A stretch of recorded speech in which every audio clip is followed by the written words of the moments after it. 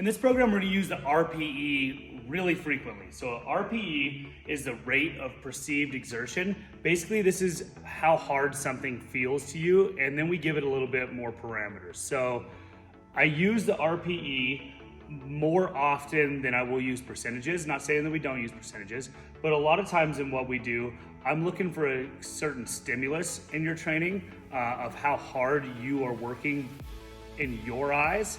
And the R.P.E is a really good way to do that. Sometimes it can get lost in translation of being too exact in a program and not having the overarching thought process laid over.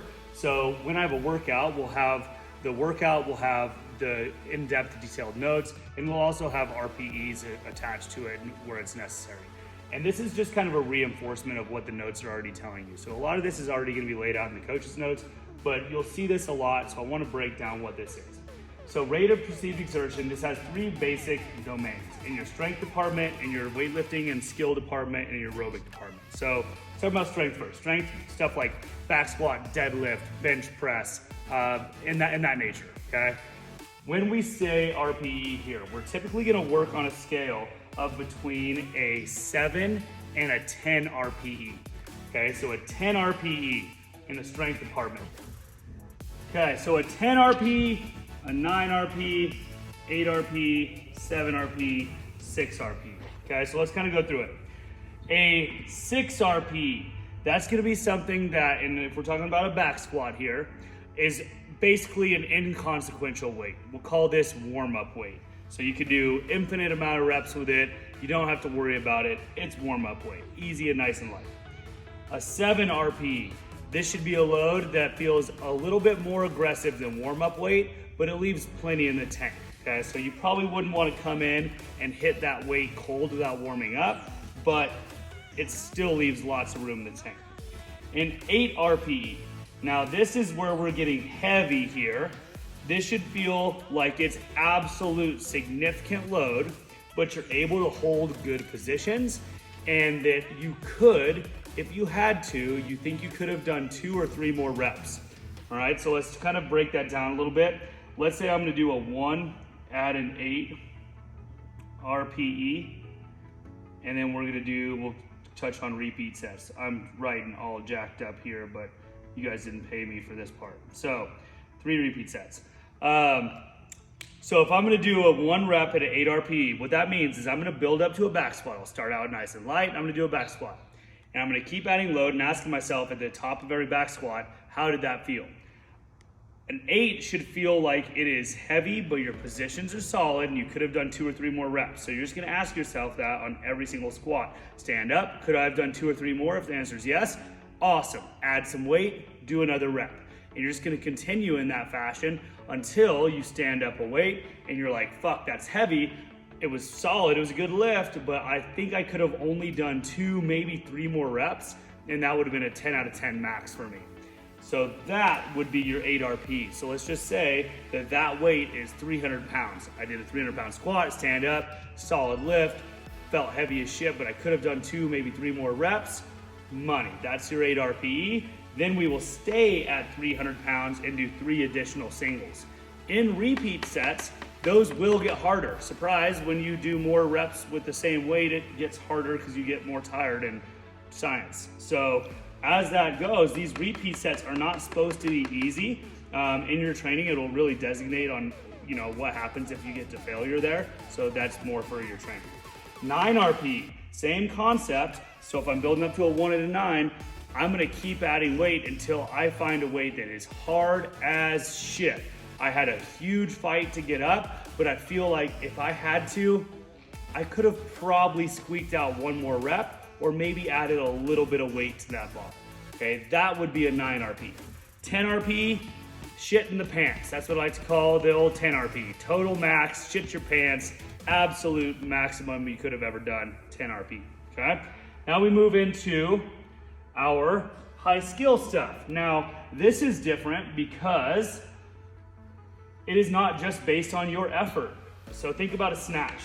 Your best snatch that you've ever made in your entire life probably felt easy, okay? So something that's high skill like that, you can't just work harder on that. It has to be executed well. And you know what I'm talking about. You can have one snatch that feels god awful and it was really hard, and then the next one just is perfect and everything lines up and it feels easy. So it's hard. You can't use the same thought process when we're talking about weightlifting and high skill movements. So when we're talking about weightlifting and high skill movements, let's start back at the bottom. So a 6 RP, this is same concept. We're in the same warm-up zone here. Warm-up zone, I know I'm never gonna miss this, just nice and easy. 7 RP, I gotta start paying attention a little bit and working, but I can still do consistent reps. So let's talk about a snatch. So if we're gonna build, we'll say a snatch in here. If we're gonna build up to 1 snatch at these individual RPEs. 7 RP, this is a little bit heavier than warm-up weight. You wouldn't wanna hit that cold, but you probably could. You're pretty much never gonna miss this lift unless some freak accident happens, okay? 8 RP, now we're starting to have to kind of pay attention. So it's heavy enough to where if you don't execute the lift well, or the movement, let's say a muscle up or a snatch, if you don't execute it well, you might miss, okay? So heavy enough to where you could have significant consequences here, but you don't have to get psychologically amped up to hit that. So you know what I'm talking about when there's that lift, and this weight, you know I've got it under the bag. 9 times out of 10, I can jump up and hit that weight and not miss it. That's cool. Then you add a little bit of load and now you're just kind of freaked out. You're like, okay, I got to get amped up and I really got to hit this hard. 8 RP is before you get amped up, okay? 9 RPM or 9 RPE, we're amped up now. So this one is kind of like a reserve. This is a weight that you can hit every once in a while, but it's kind of a long shot. This is something, when I say 9 RPE, everything has to line up pretty much perfectly, and you might only make less than 5 out of 10 lifts at this load, okay? So it should be kind of like a crapshoot whether you make that or not. It's a really, really difficult effort that has definite chance for failure. And then at 10 RP is, hey, that's your 1 rep max. And you know, for all of us, that's something that happens extremely rarely. So this is an absolute top effort and you're just kind of praying at this point, okay? Now we go into aerobic zone. Let's talk back to the bottom. So let's say we're gonna row 500 meters and we're gonna go over the RPEs. Rowing 500 meters at a 6 RP, basically a warm up, okay? Nice and easy, chill, you can have a full conversation, no problem. 7 RP, we're now past warm up, just a little bit past the warm up phase. You can still talk and speak in short sentences, but you could hold that pace for a considerable amount of time. 8 RP, now this is getting hard. Okay, you're putting significant effort in. You could spit out short little sentences like, "Hey, get my water," or something like that. Change the song. But you shouldn't be able to ask somebody a legit question about, "Hey, what did you do today?" Not a chance here. This is some significant effort. Okay, 9 RP. The only difference between a 9 RP and a 10 RP, these are pretty like it gets kind of confusing at the very top end here. So let's put it to you this way. If you're gonna run a 1 mile absolute max effort and you're gonna sell your soul and get your best PR mile time ever, 10 RP, okay?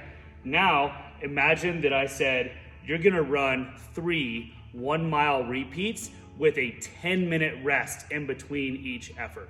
You're still gonna go hard as hell, but you're not gonna sell your soul that tiny last little crank.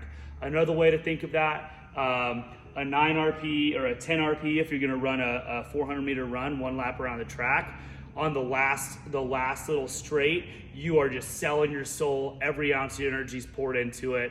10 out of 10 max effort. 9 RP, the whole lap is the same exact pace. You just don't sell your soul that extra couple percent on the last straight, okay? So it's just shy of an absolute max effort. Basically, it's just consistent, extreme hard effort without that sell your soul turn at the end of the effort, all right?